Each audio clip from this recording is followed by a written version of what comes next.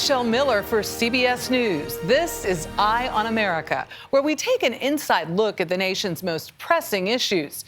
We'll introduce you to the problem solvers and solution seekers who are proving to be the heartbeat of our country. We begin with America's next generation. The U.S. Surgeon General is warning that the COVID-19 pandemic is having devastating effects on the mental health of America's youth. We visit one innovative program in California that is using music to help young people survive the odds. A little bit more on that one. In John Wallace's music class, there's motivation in melody. Turn that guitar up. Every beat composed reminds students there's power in their playlist. Just that piece plays, see? See what I mean? Yeah. Some of them just open up about things they've never told people, and I'm like, holy crap.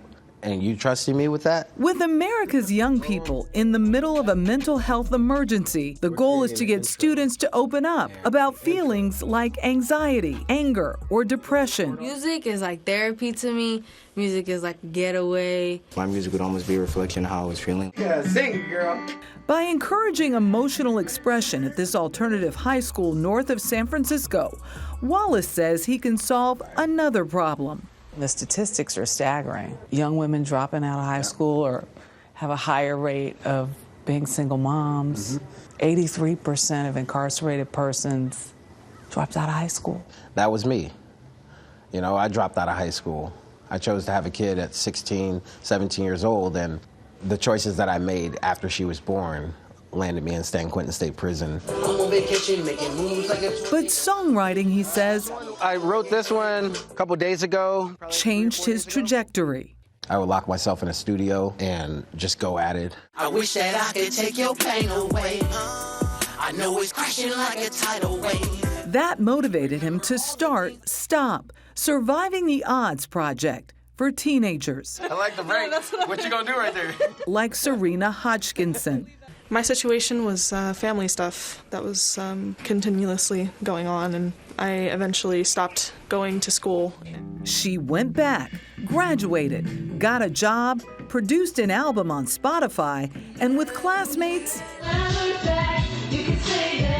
performed at the county fair. As long as I have my feelings, whatever I've gone through, as long as I've gotten that out there and it's off of my chest, I'm good. Soon, Stop will launch at 2 more schools. Go back to the beginning. Where, too, there's only one track record that counts. So basically, you get these kids through high school, you drastically reduce their chances of being arrested. I'm seeing it. Some of them have gone on to continue music. I know myself, I didn't know that this could ever happen to me. A small commission for songs key to life. Turn it down about... For Eye on America, Michelle Miller in Novato, California. According to the 2021 Infrastructure Report Card, the nation's aging wastewater system was graded D+. And in some communities in Alabama, there are no municipal sewage systems. Adam Yamaguchi takes us to Lowndes County to show how local officials and community members decided to take matters into their own hands.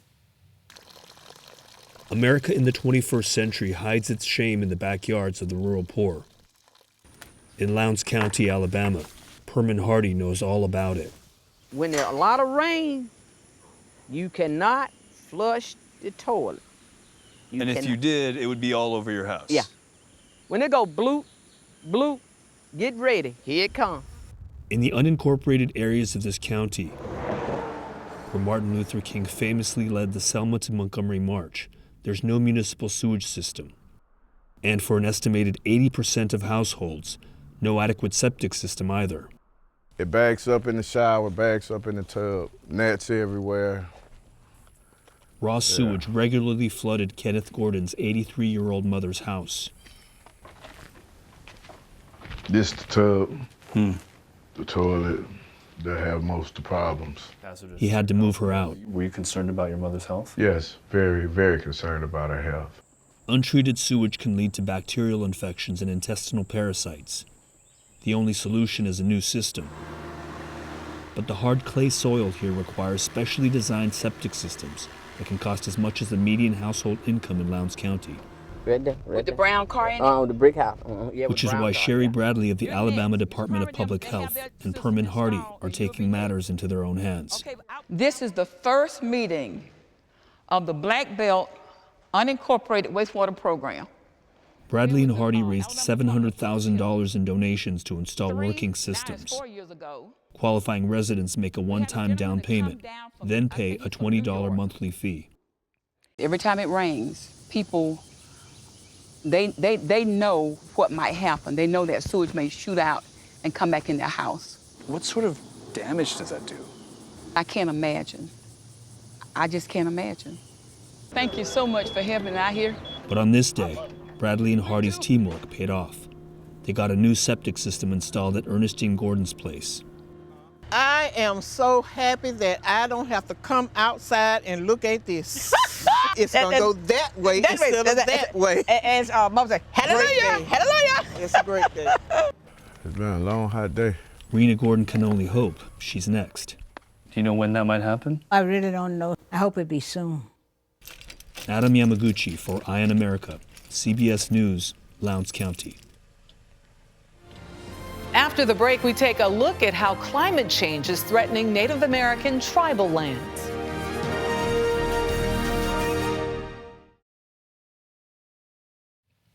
We now head to the Pacific Northwest, where rising oceans due to climate change are forcing a Native American tribe to seek higher ground. But it's not the first time this tribe has lost its land. Ben Tracy has more. We've had these lands. It's home to us. They built this wall. Ann Penn Charles has lived on the same street for her entire life. So this piece of land has been in your family for a while? Yes. 2 generations. It's where our family grew up, all along the roads here. But just across the street, she has an increasingly unfriendly neighbor. The Pacific Ocean rising because of climate change. Storms here are getting more severe, flooding the road, eroding the land, and pushing dangerous debris into town. How concerned are you about what might happen to this village, to your home? I'm pretty concerned. That water, when it rises, it's just right over there, It's scary, I see it. Ann is a member of the Quileute Nation in La Push, Washington, home to about 400 people. The tribe once called vast swaths of the Olympic Peninsula home, but in 1855 it was stripped of most of its land. Decades later, President Grover Cleveland issued an executive order confining the Quileute to just over 1 square mile of land right up against the ocean, most of it prone to flooding. And now climate change is forcing the Quileute to move again. That's the toughest thing. We don't want to give up our land. At the tribal school down the street, Ann volunteers in the craft class. Students here are already used to dealing with the threat of a tsunami caused by an earthquake. They regularly practice evacuating and fleeing to higher ground on their school buses. Now the tribe is building an entirely new school on top of the hill, far away from those rising ocean waters. And while it will be bigger and better than the current school, some students can't imagine not seeing the very water, now forcing them to flee. It's sad and it's going to be really different. This is where a lot of us grew up. It means a lot to us. Native tribes from Alaska to the Southwest to Florida are facing severe climate impacts, in large part because they were relocated onto some of the country's least desirable land. President Biden's infrastructure bill does include $216 million for climate resilience and adaptation for tribal nations, including some funds for relocation. Our main focus is definitely the kids and the elders. Tony Foster is a member of the Tribal Council. While government grants are paying for most of the new school construction, he isn't sure if they will get funding for the rest of the tribe to move and build new homes on land near the school. So it's not as simple as saying it's time to move to higher ground. No, it's really difficult for all of us to say we have to leave our home because of the climate. I'll pick up the kids later. Ann Penn Charles fears that day will come. I'm not going to move unless Mother Nature makes me move. But to honor her ancestors, she says she'll hold out as long as she can. We signed over so much land to stay here. It'd be tough to give up our land down here. It'd be like taking our heartbeat and giving it a zap. And we'd be leaving our heart here within our areas that we all grew up in. Land this tribe never chose, but a home they may now have to leave behind. For Eye on America, Ben Tracy, La Push, Washington. You might say truck drivers are the backbone of our nation's commerce, but they're in short supply. A training program at a community college in Maryland may be part of the solution, and it's driving up a wait list. CBS Evening News anchor Nora O'Donnell takes us for a ride. What's the most dangerous part about driving a big truck like this? Driving in major cities. William Augustono is an instructor at the Community College of Baltimore County. One hand up here. One of 140 publicly funded schools in the country training drivers. Turn ignition. I would put your seatbelt on. Why are these people standing there? It's not a good idea. It's a 280-hour program with a mix of learning in the classroom. So today we have rules of the road. And behind the wheel. Okay. Oh my Lord. Okay. It's a big vehicle. One of the hardest parts for me, the double clutch. Okay, how do I brake? So you're gonna step on the clutch first to the floor. Uh-huh. And you're gonna just brake like normal.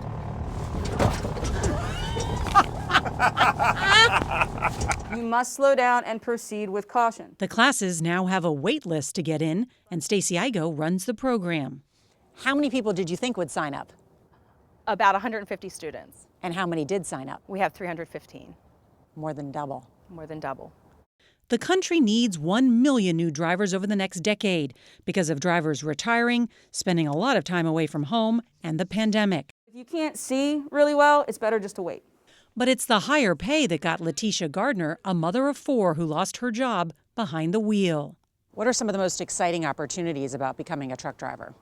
There's so many jobs out here. That's one thing that we won't have to worry about when we're finished. We can easily jump right into a job. Jumping into those jobs, a record number of women.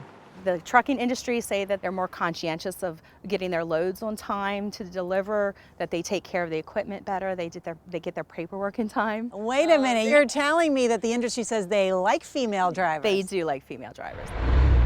95% of these students train for free, thanks to grants. You can change your life and start making $27, $28 an hour, and you get to see all the United States, and you get to make money while you're doing it. I'm just ready to work. That's exactly why Gardner hopes to hit the road. How's the pay compared to other jobs you've had? Almost every job I've worked was like minimum wage or pretty close to minimum wage. Money's a lot better. A lot better. I wouldn't be struggling, you know. Still ahead, a story many of us found shocking. Some military families are suffering from food insecurity. We'll see how the Department of Defense commissioned a battle plan to fight the issue.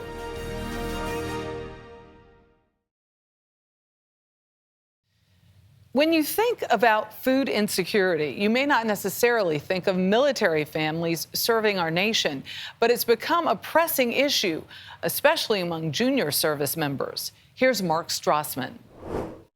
I make sure my kids have food on the table. Navy wife Abigail Kennedy is relieved. Her 3 kids are too young to know why they're going to a food giveaway. We go to events like these so they help build our stock for when times are rough.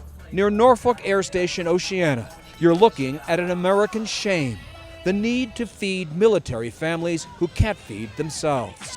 The Military Family Advisory Network, a nonprofit, gave each family frozen chicken and produce, 60 pounds worth. Our kids would eat Cheerios some days because that is all we had.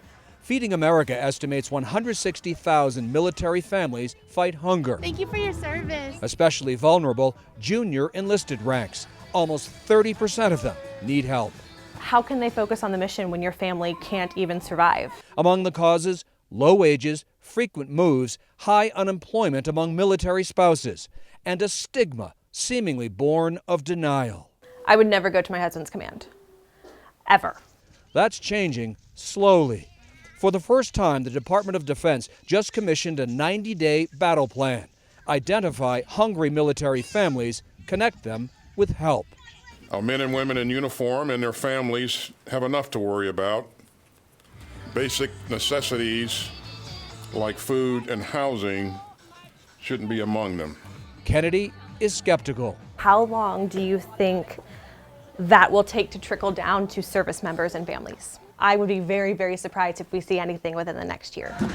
This giveaway fed 680 families. Most will need help again.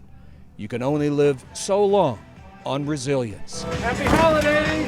Mark Strassman, CBS News, Atlanta. And now we move on to the city of Racine, Wisconsin, where the police department's aim to build trust within the community means literally moving in next door. Here's Nancy Chen. Growing up in one of Racine, Wisconsin's toughest neighborhoods, 17-year-old Kamari Andrews says his reaction to seeing police was instinctive. My impression of law enforcement was to run from them all the time. Push back from here to hold it on. But that started to change 5 years ago when he met Officer Tim Sisler just a few houses down. Was it like the hangout spot It to was. go to after school? It was. This is a COP house, short for Community-Oriented Policing.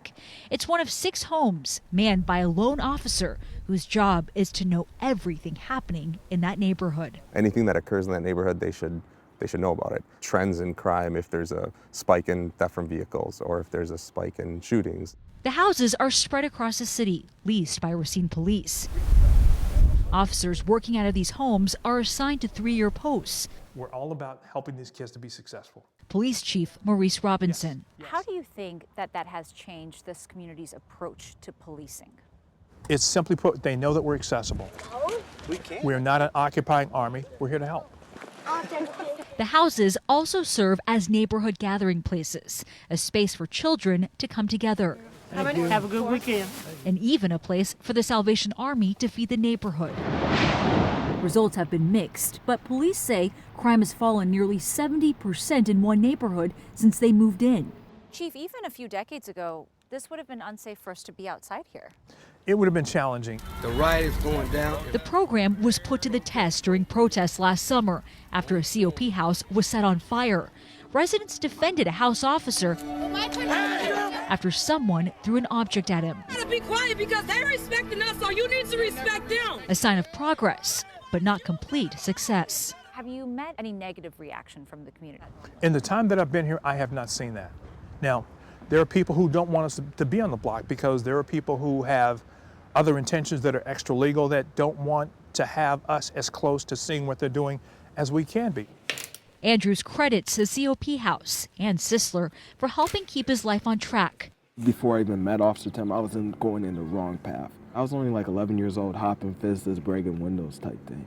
If it wasn't for meeting Officer Tim, I wouldn't be able to get that reality check that I've been needing. Oh, I'm on a pinto beans, man. Sisler has since become a detective, but has stayed in the teen's life. I said, look, man, I didn't run away from you last time. I'm not going to run away from you this time. Slide that right in there. Building a community, one house and one block at a time. For Eye on America, Nancy Chen, CBS News, Racine, Wisconsin. After the break, we take a closer look at the $1.6 trillion student debt that more than 42 million Americans collectively owe.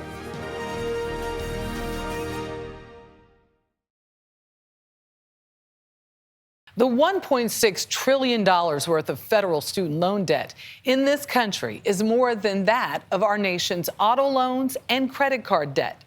Cheney University of Pennsylvania, the nation's oldest HBCU, found a way to help ease the burden of that debt for current students. Here's CBS Morning co-host Nate Burleson. Is all student debt cleared at the university?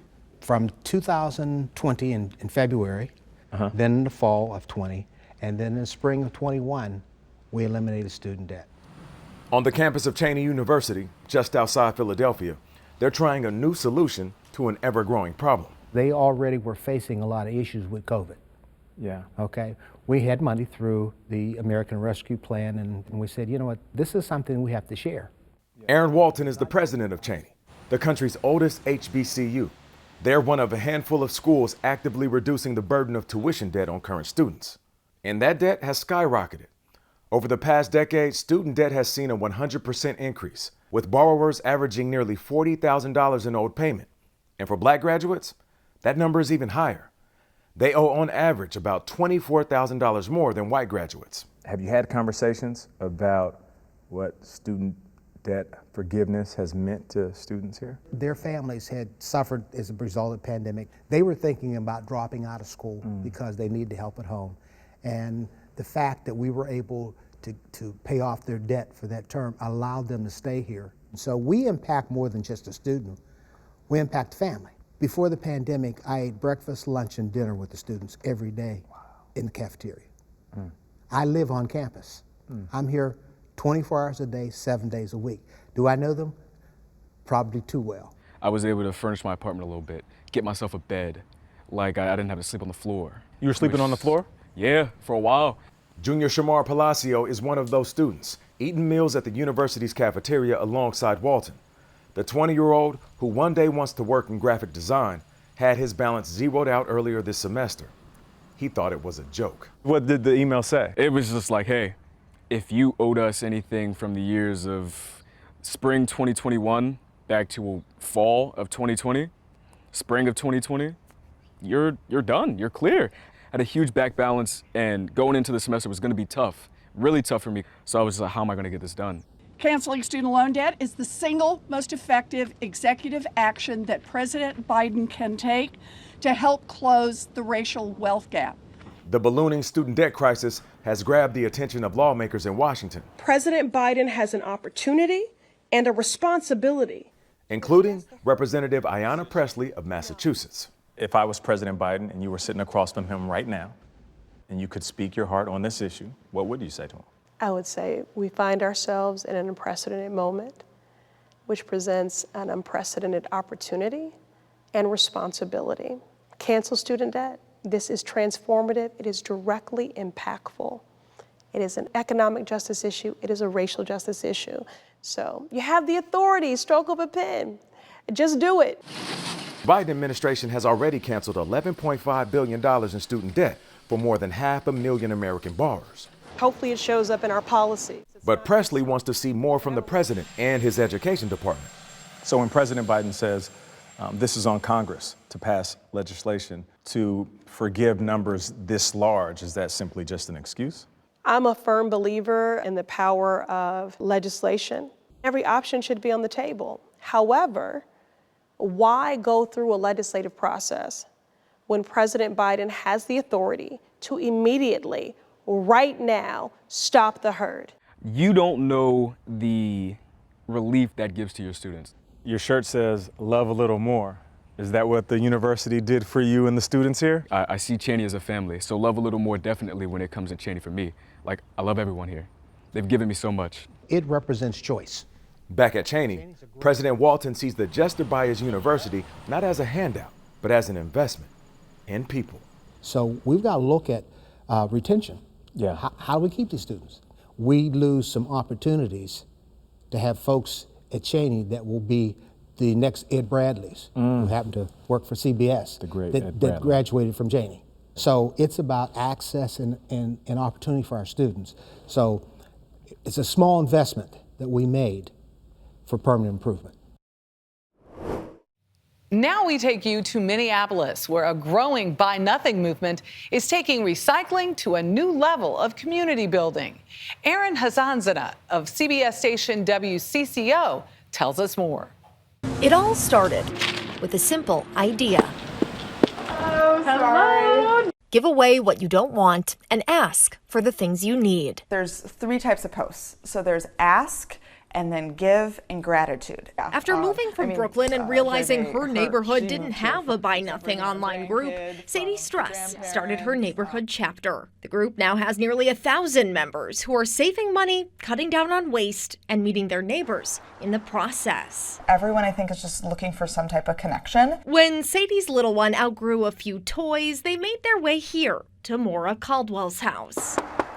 You're able to sort of see what people are going through within this group by what they're asking for and what they're giving. Hello! I think it's really been a great way to get to know neighbors too. Mara posted in the group that she had this costume that her kids all wore. When Mira's garden exploded, she teamed up with her mom to can all those extra tomatoes with an ask and an offer for the group. I need your jars, but also I will gift you sauce. And it just like created a sense of community in my community that I hadn't had. Bye. I know half the neighbors now. I know their names. So she posted these and I got really excited because I knew he would love them. There are so many things that you buy that are just very short-lived. So it's been a great way to meet neighbors. And one of those neighbors, JC Cross, took Jabay up on an offer to clear out old party decorations. I was like, maybe somebody would want this balloon arch? I don't know. I use it for my 6-year-old's birthday party. For many, this group is a window into the lives of others. It's just too easy to live life alone. Going through life's seasons with the people you live next to, but never really know. You really get to see them through some of the most important parts of their life. Being a part of something like this gives people an opportunity to connect and get to know one another. Unearthing our basic unifying humanity that was always just a house or two over. Helps us all see each other as humans and as neighbors and connect in that way. I'm Erin Hassanzadeh, CBS News, Minneapolis. You can find news and more stories like these on the CBS Evening News with Nora O'Donnell at 6:30 p.m. And stream us right here on CBS News for live coverage of breaking headlines 24/7, available for free across all platforms. I'm Michelle Miller. Thanks for joining us for Eye on America.